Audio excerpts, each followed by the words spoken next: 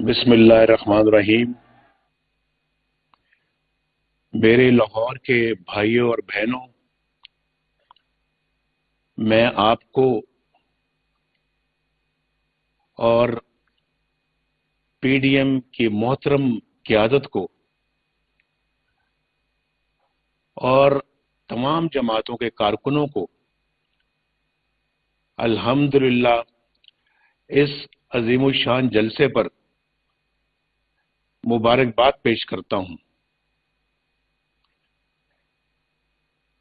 میں خاص طور پر اس جلسے کے منتظمین اور کارکنوں کو شاباش دیتا ہوں، جنہوں نے ایک غاصب اور غیر جمہوری حکومت کے تمام ہتھ کنڈوں کو ناکام بناتے ہوئے یہ جلسہ منعقد کیا۔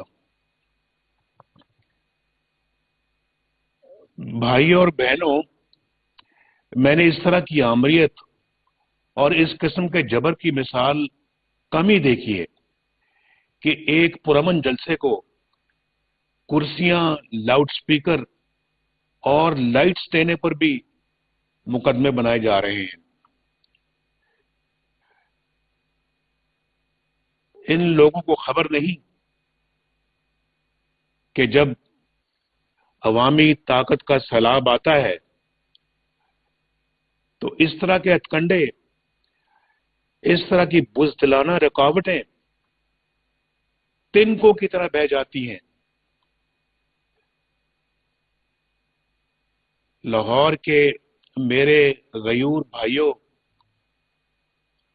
آپ جانتے ہیں میرا تو آپ کے ساتھ عمر بھر کا تعلق ہے۔ اللہ تعالیٰ کے فضل و کرم سے آپ نے جب مجھے پہلی مرتبہ وزیر اعظم منتخب کیا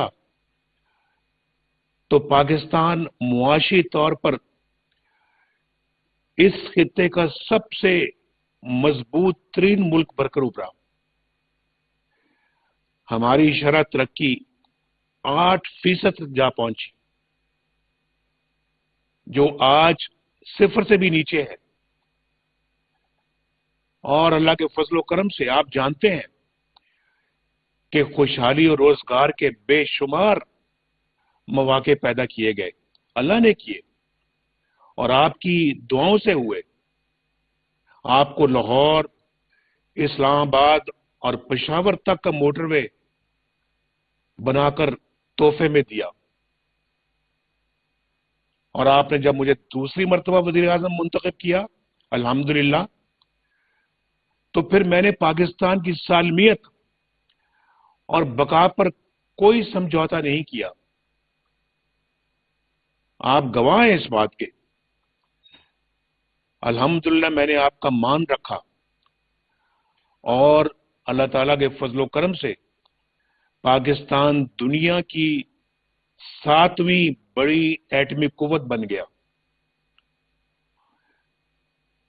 عمران خان کو، یعنی سلیکٹڈ کو جو لانے والے ہیں، ان کو بھی شاید یاد ہو یا نہ ہو، لیکن لاہور کے میرے بھائیوں اور بہنوں، آپ کو ضرور وہ دن یاد ہوگا جب بھارتی وزیر اعظم واجپئی صاحب اسی تاریخی میدان میں آئے جہاں آج آپ ہیں، اور کھڑے ہو کر کہا، انہوں نے کہا کہ ہم پاکستان کے وجود کو تسلیم کرتے ہیں، اور پاکستان کا اپنا مقام ہے، اپنی مہر ہے، پاکستان کی اپنی مہر ہے۔ اور پھر 2013 میں آپ نے مجھے تیسری مرتبہ وزیر اعظم اور شہباز شریف صاحب کو وزیر اعلیٰ بنایا، تو آپ جانتے ہیں اچھی طرح سے، مجھے یاد دلانے کی ضرورت نہیں ہے کہ پاکستان اندھیروں میں ڈوبا ہوا تھا۔ 20 گھنٹے کی لوڈ شیڈنگ ہوتی تھی، یاد ہے نا آپ کو؟ 20 گھنٹے اور گیس کی لوڈ شیڈنگ سے چولہے ٹھنڈے پڑ چکے تھے. ہر طرف دہشت گردی کا راج تھا. روز بم دھماکے ہوتے تھے. ہر طرف بدامنی تھی. اللہ تعالیٰ کے فضل و کرم سے ہم نے بجلی کے اندھیروں کو مٹایا اور پھر گیس کی لوڈ شیڈنگ کا خاتمہ کیا اور دہشت گردی کو جڑ سے اکھاڑ پھینکا. یاد ہے نا آپ کو؟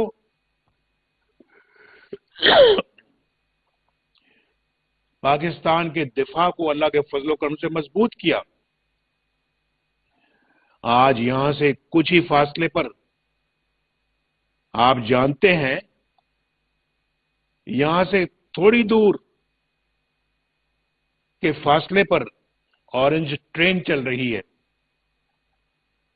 لاہور، ملتان، راولپنڈی، اسلام آباد میٹرو بس لاکھوں لوگوں کو باعزت سفر مہیا کر رہی ہے. اسکول، کالج، یونیورسٹیاں بن رہی تھیں اور صحت کے شعبے میں PKLI جیسے ادارے بن رہے تھے، ہسپتال بن رہے تھے.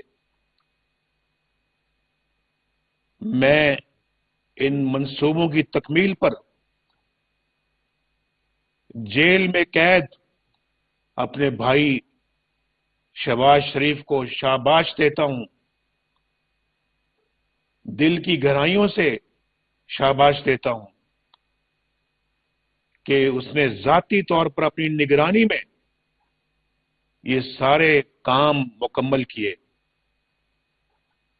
لاہور کے میرے بھائیوں اور بہنوں، پوری قوم جان چکی ہے اور آپ کو بھی پتا ہے کہ 2018 کے انتخابات میں کس طرح ہماری تاریخ کی سب سے بڑی دھاندلی کی گئی. کس طرح چند جرنیلوں نے مل کر فیصلہ کیا کہ نواز شریف، شہباز شریف اور مسلم لیگ نون کو عبرت کا نشانہ بنانا ہے.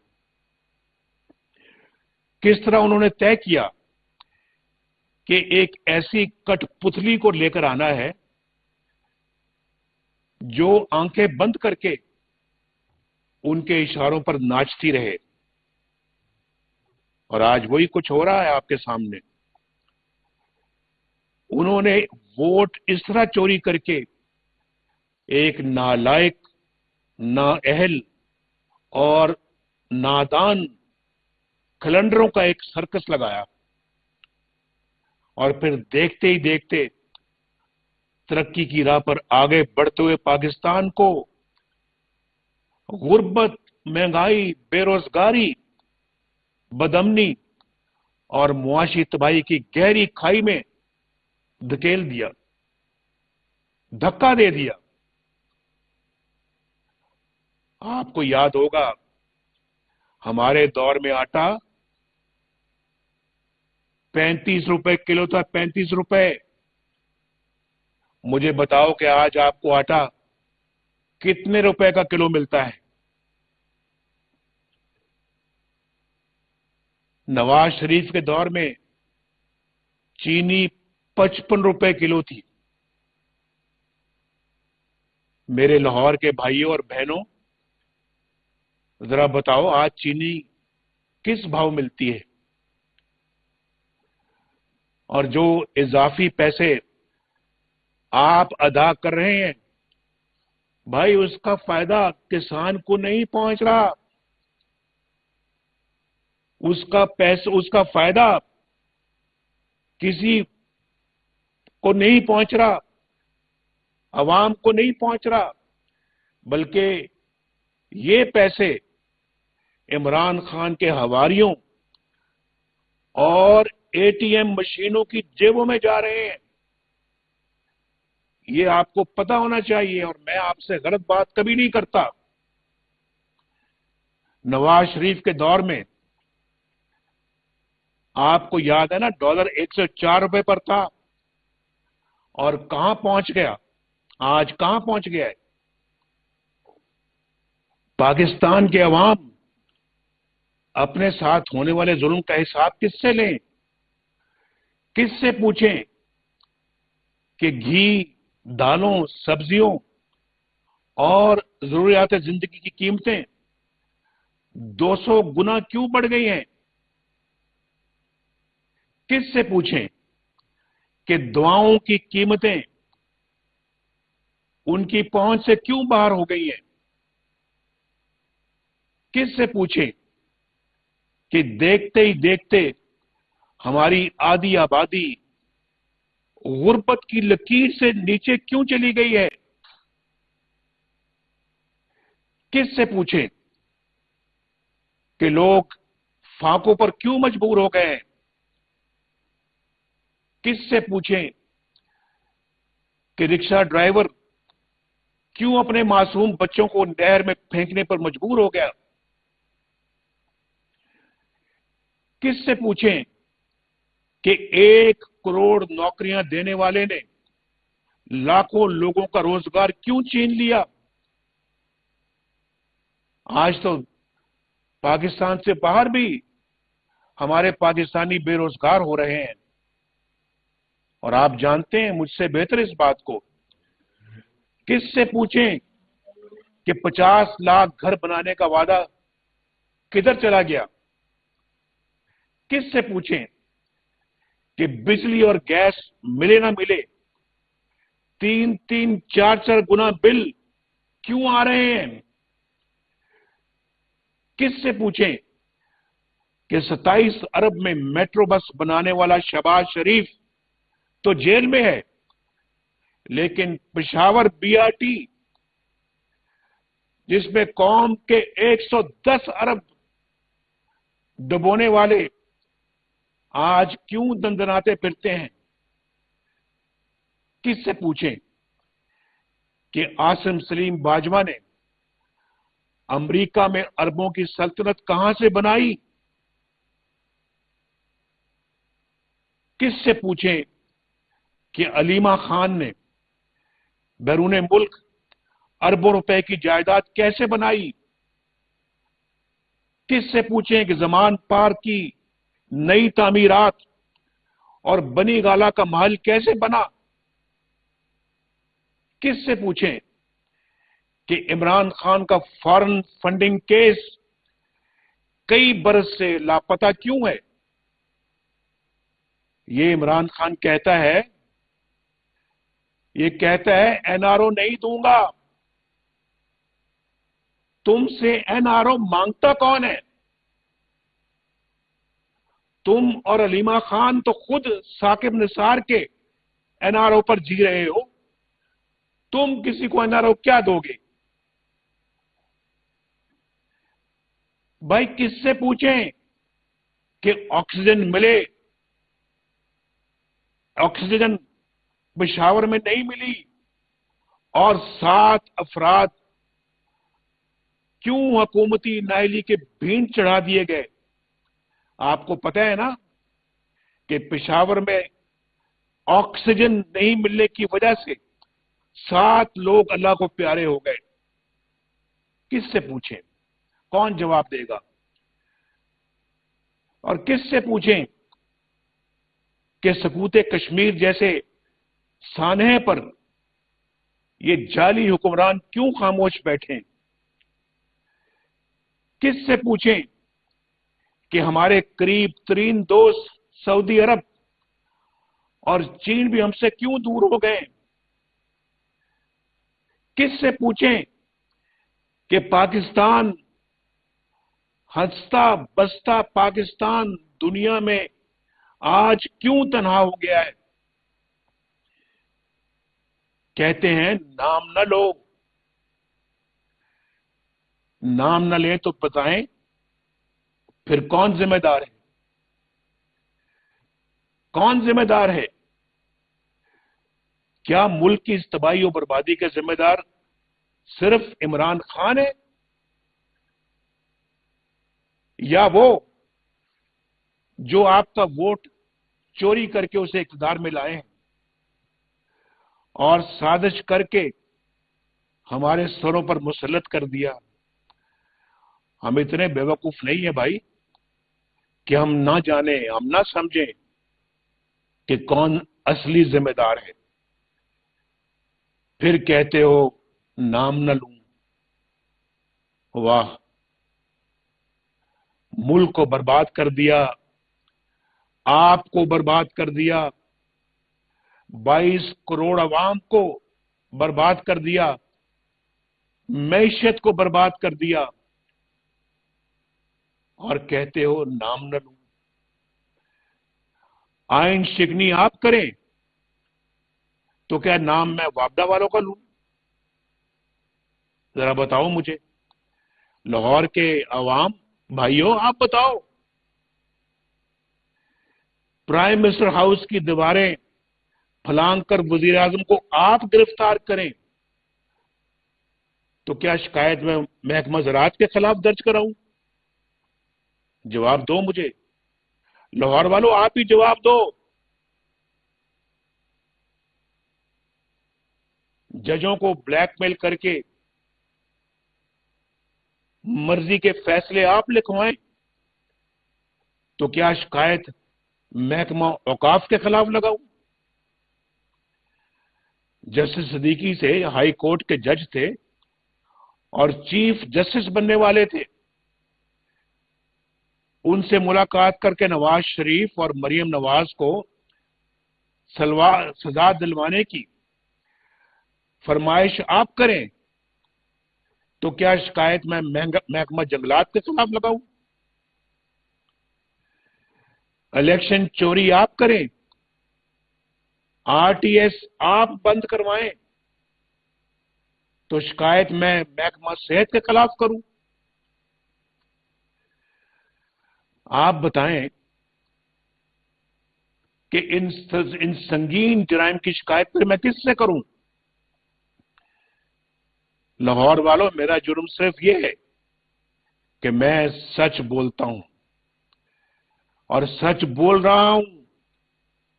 آپ کی بات کر رہا ہوں، آپ کا مقدمہ لڑ رہا ہوں. چند آئین شکن جرنیل اگر اسے پسند نہیں کرتے تو نہ کریں، لیکن نواز شریف حق اور سچ بات کہہ کر رہے گا اور کہتا رہے گا، مگر 22 کروڑ عوام کو ان کا حق دلوائے بغیر، حق کے حکمرانی دلوائے بغیر پیچھے نہیں ہٹے گا انشاءاللہ. یہ میرا آپ سے وعدہ ہے، یہ میرے ضمیر کی آواز ہے، یہ 22 کروڑ عوام کے ضمیر کی آواز ہے، یہ آپ کی ضمیر کی آواز ہے نا لاہور والوں؟ آپ کے بھی ضمیر کی آواز یہی ہے نا؟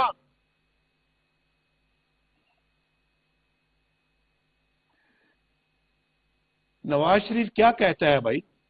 کیا کہتا ہے؟ نواز شریف کا بیانیہ کیا ہے؟ وہی جو پاکستان کے آئین کا بیانیہ ہے، وہی جو فوج کے حلف کا بیانیہ ہے، وہی جو قائد اعظم کا بیانیہ ہے. یہی میرا بیانیہ ہے. آئین کی تابعداری کرو، اپنے حلف کی پاسداری کرو، سیاست سے دور رہو، فوج کے ادارے کو اپنے سیاسی مقاصد کے لیے مت استعمال کرو. ایجنسیوں میں پولیٹیکل انجینئرنگ کی فیکٹریاں بند کرو. انتخابات چوری مت کرو. ووٹ کو عزت دو. فوج کو متنازع مت کرو. میرے دوستو، یہی ہے میرا بیانیہ. اس میں اگر کوئی ایک بات بھی ملک یا ریاست یا قومی سلامتی کے خلاف ہے تو مجھے بتاؤ، لاہور والے بتاؤ مجھے. لیکن جب آپ آئین توڑتے ہیں بھائیو، जब आप आइन तोड़ते हैं, जब आप अपने हल्फ की खिलाफ वर्जी करते हैं, जब आप 10-10 साल इक्तदार पर कब्जा करते हैं, जब आप मुल्की दफा के लिए काम करने की बजाय सियासतदानों को जेल में डालने के लिए दिन रात एक कर देते हैं, जब आप वॉर गेम्स की बजाय पॉलिटिकल गेम्स खेलने लगते हैं, जब आप हर अवामी लीडर को इबरत का निशाना बनाने लगते हैं, तो फिर बजा तौर पर अवाम को शिकायतें पैदा होंगी, फिर सवाल होंगे और सवाल पूछे जाएंगे। इन सवालों का जवाब ये नहीं कि नाम क्यों लेते हो। मैं अगर आपसे पूछूं, जब एक जर्नैल एक जज के घर जाता है कि नवाज शरीफ और मरियम नवाज को नहीं छोड़ना, और ये बात मंजर आम पर आती है, तो उस जर्नैल के खिलाफ क्या एक्शन लिया जाता है? उसको तो उल्टा तरक्की दे दी जाती है। आपने उन अफसरों के खिलाफ क्या कार्रवाई की जिन्होंने आपके बकौल जज्बात में आकर आईजी सिंध को अगवा किया? कहते हैं जज्बात में आकर आईजी को अगवा किया। वाह! क्या वो मरियम नवाज शरीफ के होटल का दरवाजा तोड़कर अंदर दाखिल नहीं हुए? क्या ऐसे वाकयात से फौज की इज्जत में इजाफा हुआ? क्या इससे फौज का वकार बुलंद हुआ? फौज का मर्तबा बुलंद हुआ? भाई, मैं नाम इसलिए लेता हूं कि इल्जाम पूरी फौज पर ना लगे, इल्जाम मेरी पाक फौज पर ना लगे, उन प्यारे मुजाहिदों और जानबाजों पर ना लगे जो इस खेल से सैकड़ों मील दूर अपने मोर्चों में डटे हुए हैं और वतन के दिफा के लिए कुर्बानियां दे रहे हैं। उन्हें क्या खबर